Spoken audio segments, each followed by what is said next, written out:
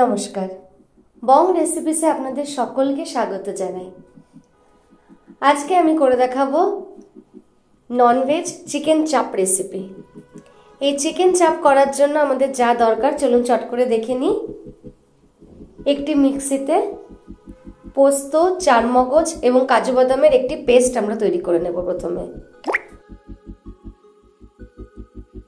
তারপর সেটিকে একটা পাত্রে তুলে রেখে পেঁয়াজ এবং লঙ্কার একটা পেস্ট তৈরি করে নেব। এবার আমি আমার চিকেনটাকে এই পেঁয়াজ লঙ্কার পেস্ট, কাজু, চারমগজ, পোস্তর পেস্ট, আদা বাটা, রঙের জন্য শুকনো লঙ্কা, রসুন বাটা, টক দই, গোলমরিচের গুঁড়ো, বিরিয়ানি মশলা, নুন এবং হলুদ দিয়ে ভালো করে মেখে ম্যারিনেট করে রাখবো।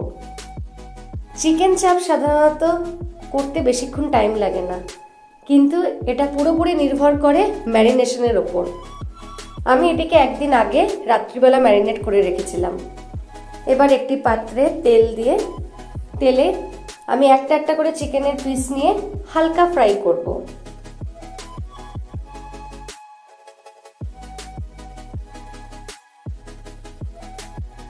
একটু ভালো করে নাড়াচাড়া করে ফ্রাই করে নেওয়ার পর আমি যে পাত্রে ম্যারিনেট করেছিলাম সেই পাত্রে ওই ম্যারিনেশনের মশলাটা এর মধ্যে ঢেলে দেব।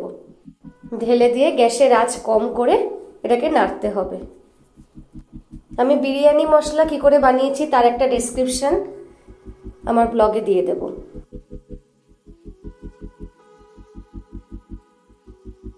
এটিকে হালকা কষাতে কষাতেই চিকেন চাপটা আমার সেদ্ধ হয়ে যাবে।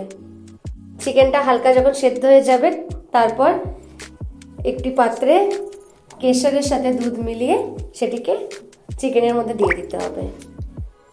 এটিতে গন্ধও ভালো হবে আর রংটাও খুব সুন্দর আসবে।